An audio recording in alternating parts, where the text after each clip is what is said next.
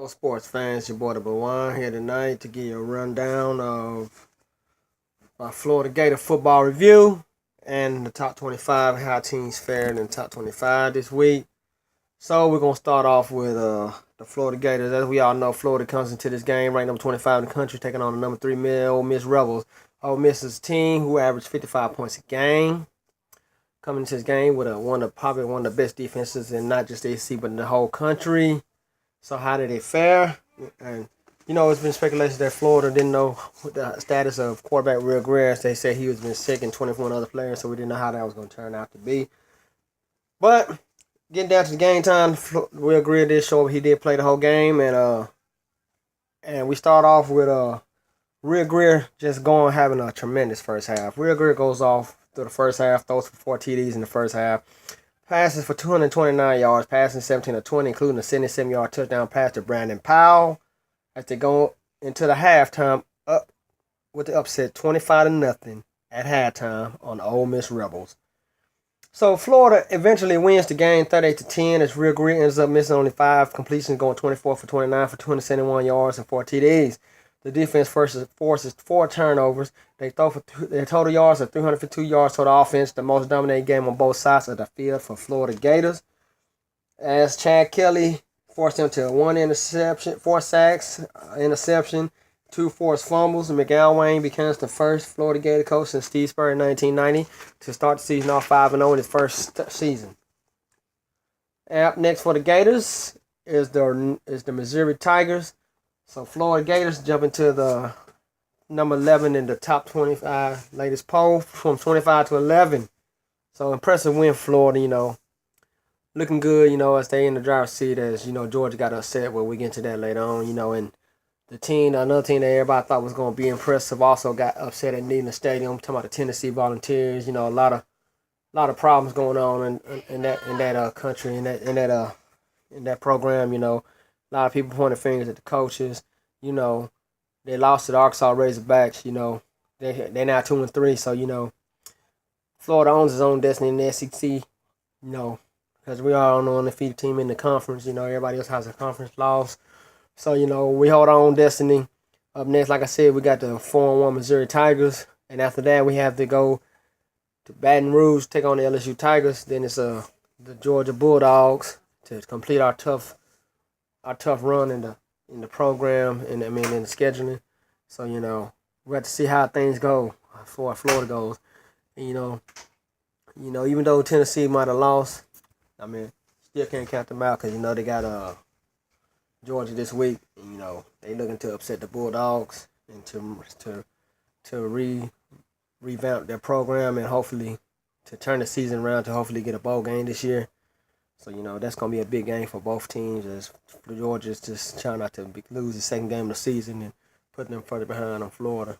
So, a lot of things, a lot of interesting things going on next week in the SEC. A lot of, teams trying to jock for position in the conference. So, we have to see how that goes. So, we're going to get down to business in the top 25, as we all know. So, in the top 25, we got the number 19 Wisconsin Badgers losing to the Iowa Hawkeyes 10-6. Number 16 team Northwestern beats Minnesota 27-0. It was Michigan State number 2 beating up Purdue barely by a field goal 24-21. We have number 15 Oklahoma beating number 23 West Virginia 44-24. It was number 4 TCU en route up to Texas Longhorns 50-7. We had the Michigan Wolverines, ranked number 22, defeating Maryland 28-0. Shutout there for Michigan and Jim Harbaugh. We have a number 1 team, Ohio State, barely escaping at Indiana, winning 34-27. A last missed touchdown pass at the end for Indiana to tie it up. And like I said, we had the Florida Gators with an upset victory over number 3 Ole Miss 38-10. Probably the biggest win this week. The biggest upset this week. We had Baylor en route of Texas Tech, number 5 Baylor, 63-35. Another upset in the SEC, another 30-10 score. We had number 13 Alabama Chris Tide on the road to the number 18 Georgia Bulldogs, en route number 38-10. We had Florida State number 11 beating Wake Forest 24-16. It was Oklahoma State winning by 2, number 20, beating Kansas State 36-34. It was California number 24 escaping to Washington State winning 34-28. It was number 9 LSU in routing Eastern Michigan 44-22. It was number 14 Texas A&M 30, Michigan State 17. In another upset, we had Arizona State Sun Devils defeating number 7 UCLA 38-23. It was the number 12 Clemson 24 beating number 6 Notre Dame 24-22. And we had Stanford in routing of Arizona 55-17. So, here are my top 5 for this week. I got TCU ranked number 1, Baylor ranked number 2. After the impressive wins, I got Ohio State at number 3, Michigan State number 4, and I moved Alabama at number 5 because after that impressive win against Georgia Bulldogs, going back into a hostile environment, beating the Bulldogs, they was underdogs for the first time and since Nick Saban's first year in Alabama. Then my top 25 matchup for next week, we got number 13 Northwestern to face number 18 Michigan Wolverines, number 23 California take on number 5 Utah. And so we'll run down to the latest polling top 25 for this week's top 25. We got Ohio State number 1. This is what the AP got.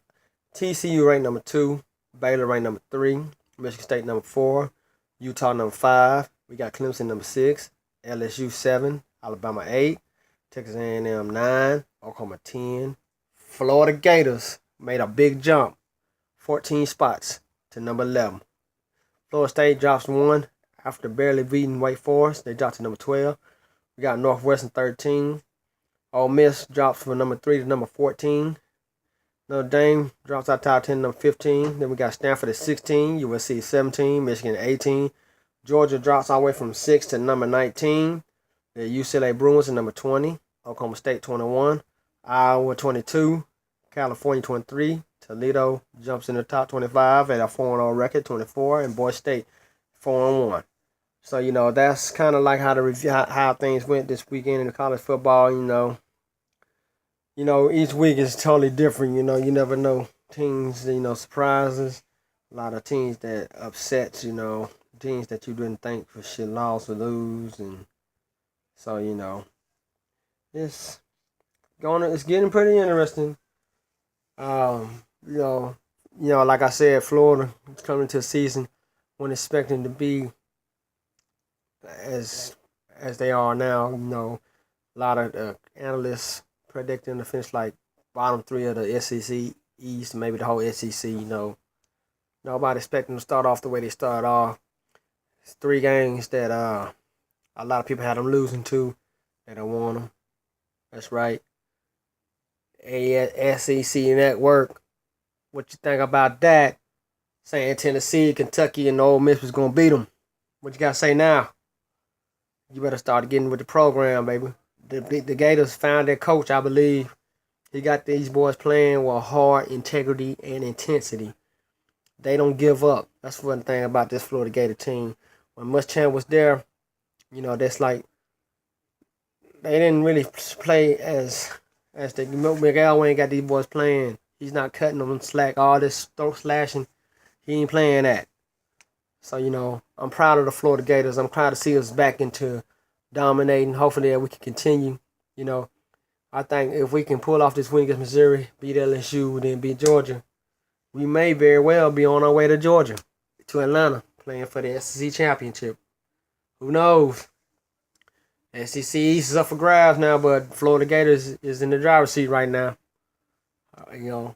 Hey, we almost there, buddy. Can't wait to see it. Hopefully we can get there. It could be a rematch against Ole Miss.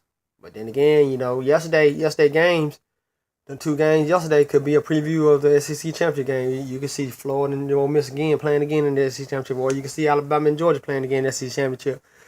Or it could come down to 2 weeks game showdown between Florida and LSU. I mean, some of these games that you're seeing now between East West could also be. We're seeing them playing a rematch in the SEC championship game. It's a possibility. Georgia's still in it. You got Missouri still in it. They only got 1 loss. Kentucky's still in it. So, I mean, anything can happen. But right now, Florida owns a tiebreak between some of these teams. If we can beat Missouri, we own tiebreak between them. And then we had Georgia left, so you know, maybe Tennessee can help us out and do us a favor by beating Georgia. Guess so. If we do lose Georgia, that'll be our only loss. So but we don't need to worry about another team taking care of our business. We need to handle our own business and win our game. That's all that matters. We don't need to depend on a team. We need to take care of home first. So that's pretty much how this week in Florida Gator country went. Right, let's go Gators. We hit the chomp. Proud of you. You proven that you might be a legitimate contender, not a pretender. A lot of people didn't ride the ship because they figured, well, you just rebuilding, and you got a young offensive line, the youngest offensive line, and one of the youngest offensive lines in the country. Coming into this year's season, you only had a total of 10 years of games played on the offensive line, but them boys stepping up.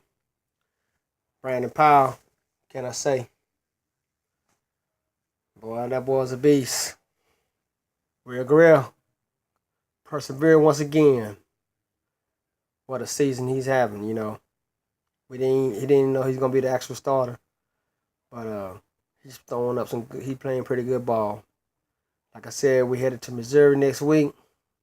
Hope we come out of there with a W. So, until then, I am the Blowine. And I am happy to be a Florida Gator. And I like to say peace. And we out. Have a nice night. Gator Country.